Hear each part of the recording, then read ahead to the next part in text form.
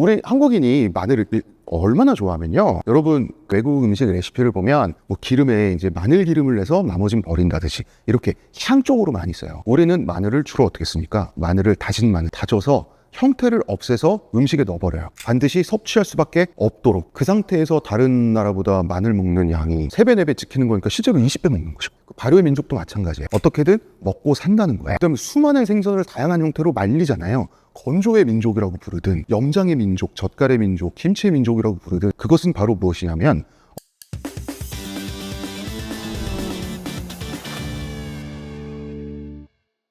세상연구소 구독자 여러분 안녕하세요. 저는 작가 홍대선입니다. 반갑습니다.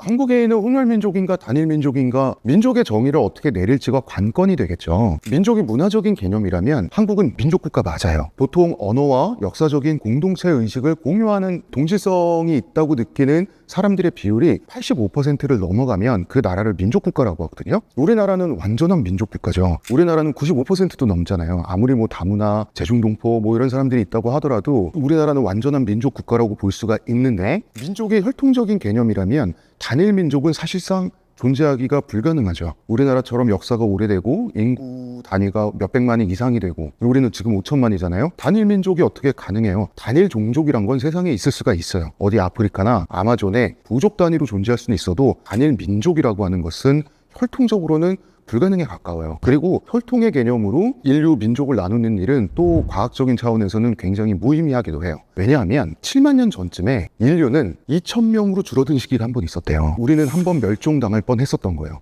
그래서 지금 살아있는 모든 인류는 그 2,000명의 후손이에요. 인류가 80억 명이든 800억 명이든 그 2,000명의 후손이라는 점에선 변화가 없어요. 그렇기 때문에 모든 인류의 유전자 풀은 수십 마리로 이루어진 침팬치 무리 하나의 유전자 풀보다도 좁다 그래요. 인간은 우리가 뭐 흑인, 백인, 황인종 생긴 건 정말 많이 다르고 이목구비도 다르고 키가 크고 작은 것도 정말 다르지만 그건 외모의 차이만 있을 뿐이지 실제 유전자 풀은 지극히 좁은 특이한 집단이다. 그래서 혈통으로 나누는 것은 굉장히 좀 무의미하고, 혈통으로 나누는 게 2차 대전 때 있었죠. 일본 사람들이 자기네들 단일 민족으로 그랬습니다. 독일 사람들은 스스로를 순수한 아리아인의 혈통이라고 해서 나머지 좀 순수하지 못한 오염된 인종들, 슬라브족들은 노예로 만들어야 된다. 이런 생각을 가지고 있었잖아요. 굉장히 무의미한 과학적인 차원에서 사고방식이라고 할 수가 있겠습니다. 한국인을 논할 때는 역사로부터 가져오는 수밖에 없는 것 같아요. 한국인은 역사적으로 혼혈 민족이 맞는데요. 혈통적인 차원은 무의미하고 문화적인 차원에서는 확실히 혼혈 민족이 맞다.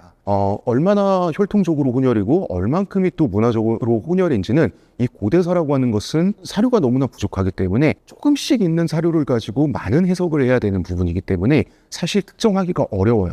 확실한 것은 문화적인 차원에서든 혈통적인 차원에서든 한국인은 잡종이라는 뜻입니다. 이 얘기를 한번 나눠볼게요. 한국인의 조상은 누구냐? 세 그룹을 생각하시면 돼요. 예, 맥, 한. 예, 맥 따로따로 부르기도 하고요. 예맥 하나로 부르기도 해요. 예맥, 한. 요 세 글자를 생각하시면 됩니다. 예맥이는요, 중국 북부, 그 다음에 만주 그쪽에서 동남쪽으로 계속해서 우리나라로 밀고 내려온, 좋게 표현하면 이주민 세력이고요. 고대에 나쁘게 표현하면 침략자들입니다. 그리고 한인은 마한, 진한, 변한할 때 바로 그 한을 뜻해요. 한인은 원래 한반도에 있었던 선주민입니다. 아마도 수렵을 굉장히 많이 했을 것으로 추정이 되고요. 반유목, 반농경의 흔적도 나타나고요. 아래에 있었던 한인들은 어떤 전투 수준, 무기의 수준, 이런 문명적인 수준이 예맥인들보다 조금 떨어지는 가운데 한반도의 자연을 더 잘 이해하고 한반도에서 농사를 짓고 살았던 그런 선주민들입니다. 그래서 우리가 부여, 졸본부여, 고구려, 동해, 옥저, 마한, 진한, 변한 다 우리의 조상들이라는 거죠. 신라, 고구려, 백제도 마찬가지로 우리는 예맥과 한인들의 혼혈 민족입니다. 우리나라의 경우는 굉장히 특수합니다. 저는 한국은, 그리고 한반도는 매우 특수한 국가이고 지역이다라는 얘기를 계속해서 해오고 있는데요. 외국의 경우를 먼저 사례를 말씀드려 볼게요. 유라시아 대륙의 역사는 사실은 인종청소의 역사예요. 제노사이드의 역사죠. 그리고 다 인종청소를 할 게 아니면 피종복민들을 노예로 만들어버립니다. 그래서 신분이 생겨나고 계급이 생겨나게 되는데요. 유라시아 대륙의 인종을 보면 싸움 잘하는 종족이 얼마나 모든 것을 독식하는지 알 수 있어요. 자, 게르만족. 게르만족이라고 하면 북유럽 3개국, 영국, 독일, 네덜란드 이 다 게르만족들이에요, 이 사람들이. 그 다음에 켈트족. 켈트족은 웨일즈, 영국의 스코틀랜드, 아일랜드, 프랑스 원주민들, 라틴 계열, 슬라브족, 그리스인, 페르시아인, 지금의 이란 사람들이죠. 인도 사람들 중에 인도에서 인구 9억 명 이상 등등이 모두 인도 유럽어족 사용자이자 아리아인은 정복 민족인데 선주민들은 싹 다 절멸시키거나 아니면 인도처럼 하층민을 만들어버려요. 수드라나 아니면 불가촉 천민을 만들어버려서 완전히 억압을 해버리거든요. 그래서 이렇게 순수한 폭력과 완전한 정복의 역사가 사실은 인류사의 일반적인 패턴이에요. 일본 문명은 어떨까요? 우리랑 가장 가까운 나라니까 한번 비교를 해볼게요. 일본 문명은 한반도에서 건너간 야마토인이 에조인을 청소하는 과정에서 형성됐어요. 에조라고 하는 것은 새우 하자를 써요. 옛날에는 두꺼비를 뜻하기도 했어요. 새우나 두꺼비처럼 열등한 존재, 인간 이하의 존재라는 뜻이 에조인이에요. 그래서 에조인이라고 부른다는 것 자체가 사람으로 보지 않는다는 뜻이죠. 또 어떻게도 불렀냐면 에미시라고도 불렀어요. 에미시는 한자로 모인, 털모자를 쓰거든요. 털 많은 사람들, 털복숭이 정도의 뜻을 가지고 있어요. 야마토인들은 에조인을 그야말로 동쪽으로 밀어내가면서 일본 역사가 처음에 형성이 돼요. 일본이라고 하는 국가 정체성, 이 문화적 정체성은 에조인들을 학살하면서 청소하면서 생겨난 것입니다.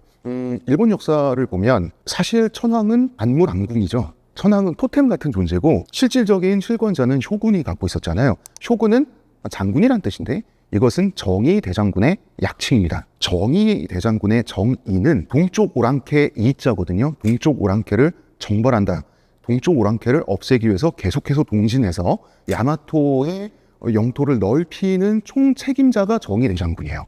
그렇기 때문에 이 일본의 최고 실권자가 오랫동안 쇼군이었다는 사실 그 자체만으로도 일본 역사를 설명할 수가 있는 거예요. 에조인들이 브라쿠민의 원형이 됩니다.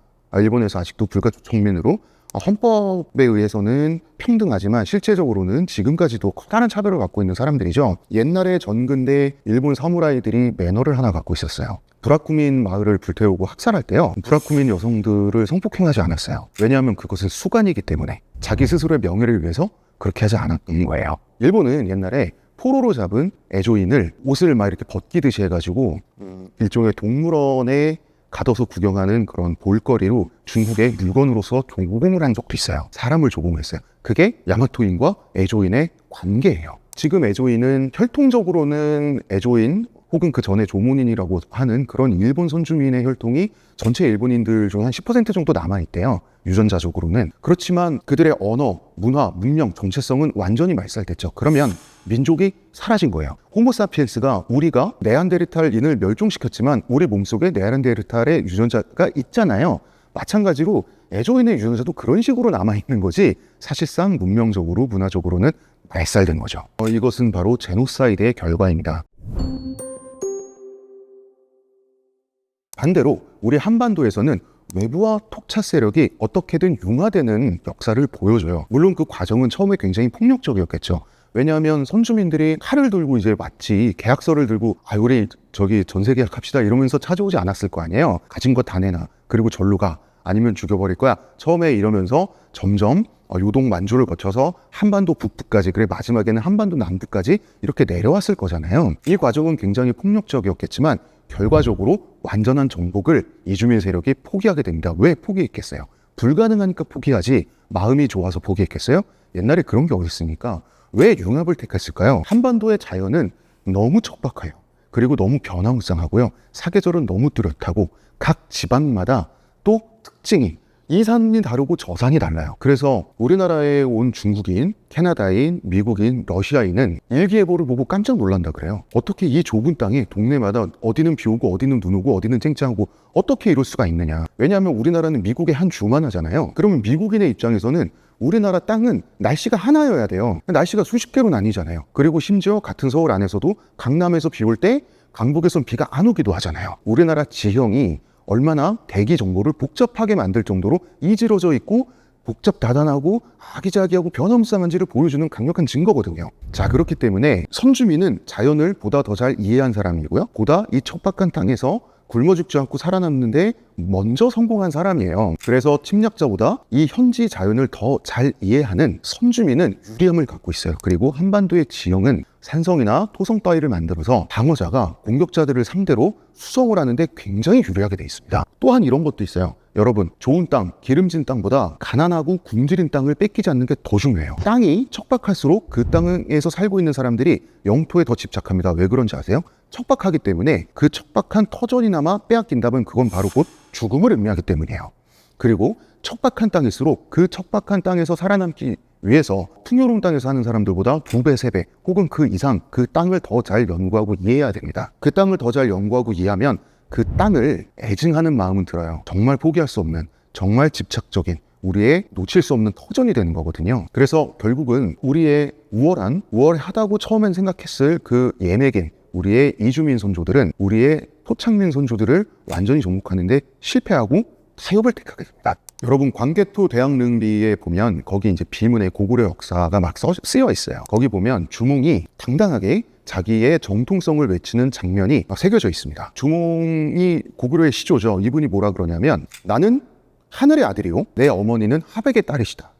자, 하늘의 아들, 천손이라고 하는 건 외부 세력을 뜻해요. 하백이라고 하는 건 강의 신이잖아요. 토착 세력이에요. 토착신이에요. 그 말은 뭐냐면 내 혈통의 절반은 이주민이고 내 혈통의 절반은 토착민이다. 이것을 자랑스럽게 외쳐요. 즉, 한국에서는 어느 한쪽의 순수한 혈통이라는 게 자랑이 아니라 고대 한국에서는 나는 섞였기 때문에 진짜 모두를 통치할 수 있어. 이것이 자기 정당성의 정통성의 근거가 되는 매우 특이한 풍경이 한반도에서는 펼쳐졌다는 것을 우리는 바로 이 주몽의 외침에서 알 수가 있어요. 사실 그럼 삼국시대 한번 볼까요? 고조선 인구의 주축은 예맥인이었어요. 고구려와 백제는 부역의 맥족이거든요. 그러면 또 신라는 어디일까요? 신라는 역사책에 보면 자기들이 김일제의 후손인데, 김일제라는 사람은 원래 흉노인이거든요. 그러니까 신라는 흉노의 후손이다. 그거는 옛날에 왕조가 초창기일 때는요, 신생 왕조는 초창기 시절에 이게 벼락성공한 졸부들이라 보니까 그런 식으로 여기저기서 뻥을 많이 쳐요. 그런 사실 없습니다. 신라 건국의 주축인 세력은 매우 근거 있게 고조선계 예맥인이라고 하는 것이 아주 근거가 있는 학계 정설입니다. 흉노랑은 관계가 없습니다. 흉노랑 교류했을 가능성은 굉장히 커요. 하지만 흉노일 가능성은 매우 거의 없습니다. 이 삼한이라고 하는 것이 마한, 진한, 변한을 합쳐서 부르는 말이라고 말씀드렸었죠. 자, 고구려, 백제, 신라, 건국 세력들은 예맥인들인데요. 이 삼국시대가 어느 정도 시간이 흐르고 나면 고구려, 백제, 신라 사람들은 한반도를 삼한이라고 불러요. 그리고 고구려, 백제, 신라 각자 자기들을 마한, 진한, 변한이라고 부릅니다. 무슨 말이냐면 원래는 자기가 지배하고 싶었던, 그리고 지배하는데 어떻게 융합을 통해서 성공했던 선주민들의 원래 국가를 자기네들이 원래부터 바로 그 삼한이었다고 인식을 하게 되는 거예요. 굉장히 특이한 사건이죠. 우수한 싸움 기술을 가지고 정복하러 온 집단이 스스로를 선주민으로 결국 인식할 만큼 그 정도나 일체화됐던 거예요. 우리는 정말 혼혈이 돼 끈끈한 혼혈애라는 거예요. 그래서 고대 중국인이 보기에도 한국인은 잡종이었어요. 중국인이 옛날에 중국 사서에 보면 굉장히 신기한 마음을 가지고 고구려 사람들은 말이야 왜 저렇지 한다는 식으로 이렇게 쓴 기록이 있어요. 뭐라고 썼냐면, 아니 세상에 머리는 상투를 틀었는데 옷은 후복을 입었다. 저 후복은 오랑캐들의 북방 오랑캐 유목민족 계열의 옷을 후복이라고 하는데요. 여러분, 한복은 어떤 길이, 스타일 변화 이런 것만 생겼지 본질적인 구조는 한 번도 한복은 변한 적이 없는데요. 한복이 전형적인 후복이에요. 왜? 원래 농경민족의 옷은 전통 중국 한족의 옷도 그렇고요. 치마 형태예요. 원피스 형태입니다. 후복은 바지 형태예요. 여성들이 한복을 입더라도 밑에는 겉치마 안에는 바지 구조가 들어가 있어요. 왜냐하면 그것은 말을 타기 위해서는 다리가 이렇게 갈라져서 말을 타야 되잖아요. 그렇기 때문에 바지라고 하는 것은 원래 옛날부터 기마민족들, 유목민족들의 옷이에요. 그런데 유목민들은 변발을 하죠. 상투는 원래 동아시아에서 농부들의 헤어스타일이에요. 근데 고구려 사람들을 보니까 헤어스타일은 농부의 헤어스타일이고 옷차림은 기마민족의 옷차림인 거예요. 그 중국인이 뭐 저런 사람이 다 있지? 쟤네 왜 저러지? 한다는 식으로 중국인들이 보기에도 신기했던 거예요. 이것이 또 우리 선조들의 어떤 이 혼혈성, 잡종성을 보여주는 굉장히 좋은 예거든요. 우리는 혼혈 민족이 됐지만 한 번 잡종이 이루어진 후에는 그때부터는 외세의 침입을 강력히 저지하는 패타적인 성격을 우리는 갖게 돼요. 그래서 한 번 잡종이 된 후에 거의 변화가 없어요. 무슨 말이냐? 우리는 잡종이래 순결한 잡종이라고 말하는 게 가능하다는 거예요. 자, 이제 이 순결한 잡종이라는 테마를 가지고 우리 신화를 한번 이야기해 보도록 할게요. 여러분, 우리 신화 중에 가장 유명한 신화가 뭔가요? 단군 신화죠. 우리가 가장 중요시 여기는 신화가 단군 신화인데 우리가 한국인이라서 잘 인식을 못할 뿐이지 사실은 단군 신화에 약간 이상함 느끼셔야 돼요. 어째서 단군 신화를 우리는 가장 중요하게 생각해야 되는 거지? 왜일까요? 단군 신화의 특징은 창세 신화가 아니라는 점이에요. 단군 신화 속에서 세상은 원래 존재했어요. 사람들은 땅에 원래 살고 있어요. 환웅이 자기 아버지인 환인한테 허락 받고 원래 땅에 있던 사람들은 우리 와서 우리 다스려 주세요 라고 요청한 적이 없어요. 자기가 그냥 내려와서 자기 마음대로 다스리겠다고 환웅이 선언을 하니까 환웅은 하늘나라의 서자였어요.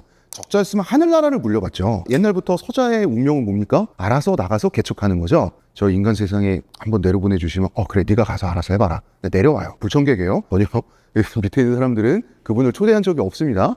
그래서 내려와서 내가 세상을 널리 이롭게 하겠다. 홍익인간. 우리 그런 거 원한 적 없어요. 아니 그 말이 좋아서 홍익인간이지 우리를 지배하겠다는 거 아닙니까? 결국 창조 신화가 아니라 원래 있던 기존의 세계와 타협하는 신화가 단군 신화예요. 그래서 우리가 혼혈민족이라고 하는 것을 굉장히 잘 보여주는 뚜렷한 증거 중에 하나가 다시 단군 신화입니다. 단군 신화 우리 모두 다 알고 있죠. 우리가 알고 있는 버전. 너무나 불공정 경쟁을 하죠. 곰과 호랑이가. 곰은 잡식 동물이니까 마늘과 쑥만 먹으면서 호랑이보다 잘 버티죠. 어쨌든 호랑이는 버티지 못하고 동굴을 뛰쳐나가고 쑥과 마늘을 곰이 열심히 꾸역꾸역 이렇게 먹다가 합격점을 받아서 환웅이랑 결혼을 해서 단군을 낳습니다. 그런데 우리나라는 지역마다 그리고 시대마다 전승돼서 내려오는 단군 신화의 버전이 퍽 많아요. 그런데 우리나라가 이제 해방이 되고 국민교과서를 만들고 민족국가를 만들면서 우리는 한민족이야 라고 하는 일체감 있는 정체성 형성을 집단적으로 해야 되는 그런 과제를 착수하다 보니까 정부에서 단 하나의 단군 신화 버전만 집중적으로 가르쳐서 우리가 그 하나의 버전을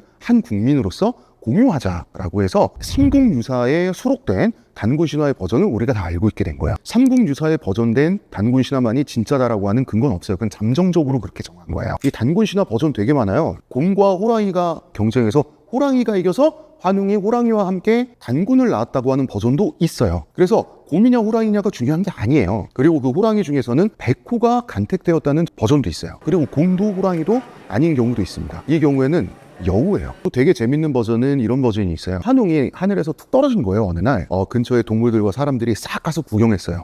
뭐가 떨어졌나. 그러니까 환웅이 떨어졌는데 남자의 그 말할 수 없는 그곳이 어마어마하게 컸다는 거예요. 그래서 저놈한테 잘못 걸리면 다 죽겠다 싶어서 사람이고 동물이고 싹 다 도망갔대요. 그런데 너무나 체력이 좋아서 짝이 없어서 슬퍼하던 암곰 한 마리가 환웅의 사이즈를 보고 어디 사이즈인지 말씀 안 드리겠습니다. 사이즈를 보고 너구나 해서 자기가 살던 동굴로 데려갔다 그래요. 그래서 둘이서 단군을 낳았다. 그 데려갈 때 같이 어깨동무하고 손잡고 잘 갔는지 아니면 이렇게 팍 패가지고 질질 환웅을 끌고 갔는지는 모르겠습니다. 하여튼 그래서 단군을 낳았다. 이런 버전이 있어요. 자, 그러면 이게 곰인지 어떤 곰인지 호랑이인지 여우인지는 더 이상 중요하지 않겠죠. 중요한 것은 그 동물들이 뜻하는 바가 중요하겠죠. 토착세력 선주민일 수도 있고요. 아니면 정말로 한반도의 정말 그 야생 동물일 수도 있고요. 그리고 그 모든 게 합쳐진 한반도라고 하는 환경, 자연 환경과 인문 환경 전부라고 보는 게 맞겠죠. 결국은 타협행이 되는 겁니다. 방문객과 손님과 주인이 타협해서 함께 산다. 그 결과 모든 한국인의 시조인 단군이 태어났다고 하는 것은 매우 상징적이죠. 단군 신화 중에 가장 재밌는 버전은 마고할미가 등장하는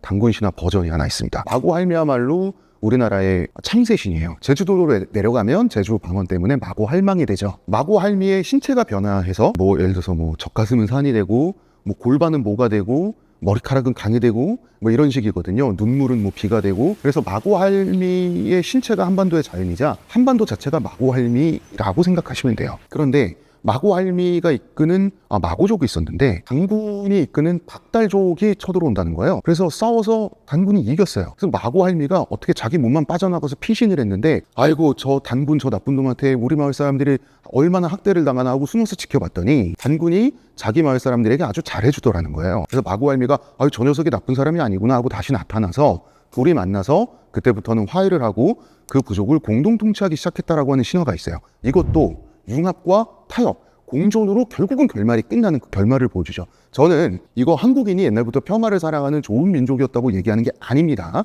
원래 그 박달족은 이 신화에서 쳐들어왔다 그랬잖아요. 예, 원래 싸워서 이겨서 다 내쫓으려고 들어왔는데 그게 안 되니까 함께 산 거예요. 결과적인 평화라는 점 여러분 잊지 말아 주시기 바랍니다. 그러나 인정할 건 인정해야죠. 결과적 평화도 평화다. 이것은 굉장히 위대한 융합이었다라고 하는 것은 스스로 이렇게 얘기하는 건 좀 부끄럽지만 굳이 부정할 필요도 없는 사실이죠.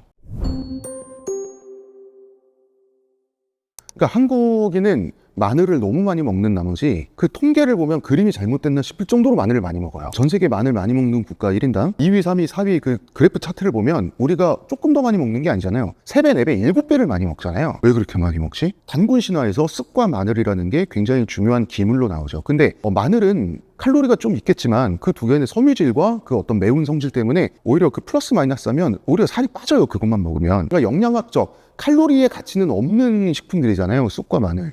그런데 쑥과 마늘이 왜 그렇게 중요하게 나왔을까요? 우리는 모든 것, 먹을 수 있는 거라면 뭐든지 먹어야 되고 보존할 수 있는 거라면 어떻게든 어떤 형식으로든 보존을 해서 어떤 말리든 염장을 하든 담그든 발효시키든 그렇지 않으면 굶어 죽는 정근대를 살아왔다라고 제가 일부에서 말씀을 드렸잖아요. 자, 모든 걸 먹어야 됩니다. 마늘은요, 옛날 마늘은 지금 마늘이 아니에요. 우리가 달래라고 그 산마늘 혹은 이렇게 부르는 좀 다른 물건이에요. 개량되기 전의 마늘인데 지금 마늘이나 그때 단군 신화 시절의 마늘이나 핵심 성분은 똑같아요. 알리신이에요. 알리신의 효능은 뭘까요? 알리신의 효능은 장내에 들어오는 세균을 제거해주는 효과를 갖고 있어요. 즉 감염을 막아요. 쑥의 효능은 장의 염증, 주로 위의 염증, 그러니까 위염이죠. 이것을 치료하는 기능을 갖고 있어요. 즉 먹는 것으로부터 감염되지 않게 해주고 배탈을 치료해줘요. 무슨 뜻일까요? 다른 모든 것들을 무엇이든 먹고 살기 위해 굶어 죽지 않기 위해 먹기 위한 부재료로 쑥과 마늘을 먹는 거죠. 우리 한국인이 마늘을 얼마나 좋아하면요, 여러분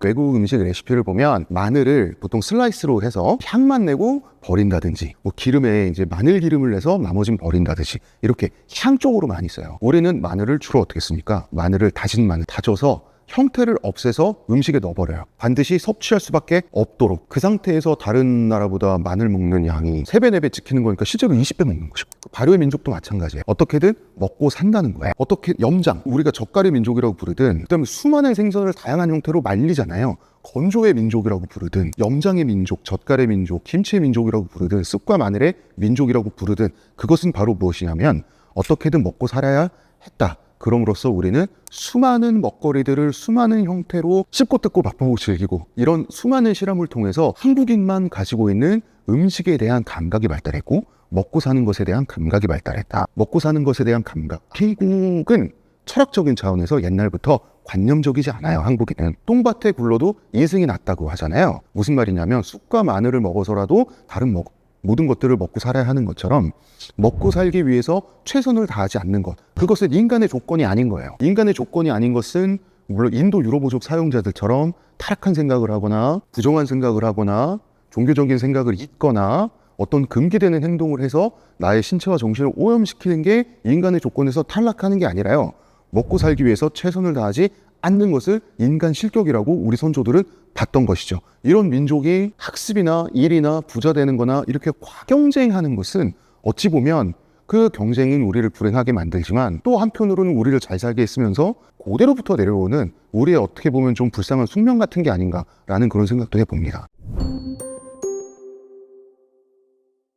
그렇죠. 보통 우리가 단결의 동기로 쓸 때는 단일민족이라는 표현을 많이 쓰잖아요. 단일민족, 우리나라에서 단일민족이라는 말이 언제 처음 나왔을까? 그거를 좀 생각을 해보면 이승만 정권에서 1949년에 공산주의에 대항하기 위해서 뭔가 그럴듯한 체계에 잡힌 사상이 우리나라에도 남한에도 있어야 된다고 생각을 해요. 그래서 그때 일민주의라는 것을 대통령이 제창하진 않았지만 이승만 대통령이 채택을 해서 국시로 채택을 해요. 그래서 일민이라고 하는 것은 원 피플, 하나의 국민이라는 뜻이고요.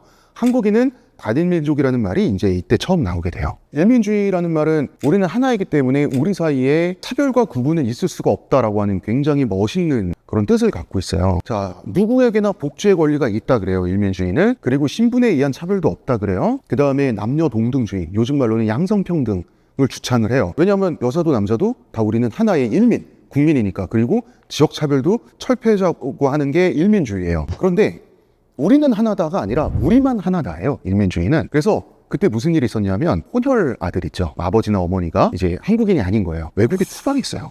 외국에 추방했어요. 그리고 일민주의의 무서운 점이 하나 더 있어요. 나는 그냥 대통령과 생각이 달라서 대통령의 생각에 나는 반대를 했을 뿐인데 일민주의가 이렇게 공고화되면 대통령의 입장에서는 민족의 적이네? 따로 노네? 너는 일민이 아니네? 이게 가능한 거예요.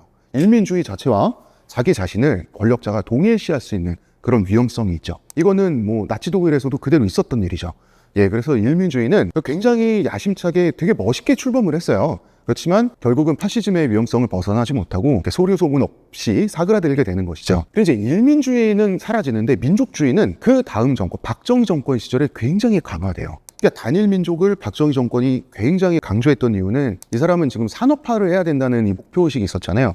그러니까 단일 민족은 우리는 해내야 하는데 할 수 있는 역량이 있다. 잘 살아보세. 노래 부르면서 새마을 운동을 할 때 다 함께 뭔가 모여서 일체감을 가지고 해야지. 처음에는 잘 되는 것들이 있잖아요. 산업화 초기에는. 우리 정부는 산업화 동력을 이끌어내려고 가지고 쓸 수 있는 건 다 가져다 썼어요. 그래서 공교육과 이 사회 기조에 있어서 가장 민족 정신, 가장 민족주의를 강조했던 대통령이 바로 박정희 대통령이에요. 그래서 그 민족주의적인 교육을 받고 자란 박정희 대통령에 의해서 가장 민족주의적인 교육을 받고 자란 사람들이 대학생이 돼서 박정희 이 사람 만주군 출신이었어? 하면서 이제 또 그 민족주의를 가지고 비난을 하게 되는 이런 굉장히 재밌는 순환의 고리랄까요? 그런 게 우리나라에 있었죠. 그런데 이제 이런 단일민족이라고 하는 것은 과거의 용도로 우리가 단일민족이라는 단어를 쓸 수는 있겠지만 과거의 용도로 지금도 쓸 수는 없겠죠. 지금은 보다 좀 더 세련되고 보다 고급진 언어와 어떤 역사의식, 그 다음에 강력한 단일한 공동체의식을 공유하는 사람들이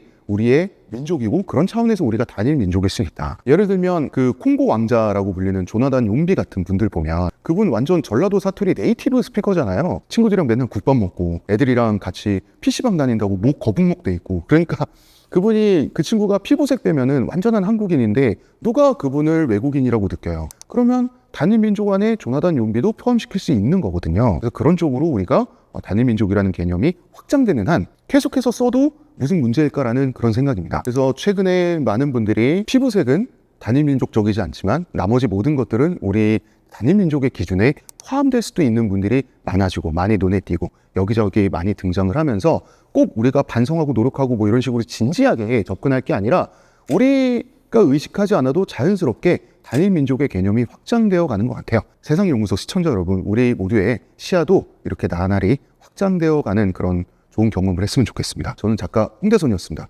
감사합니다.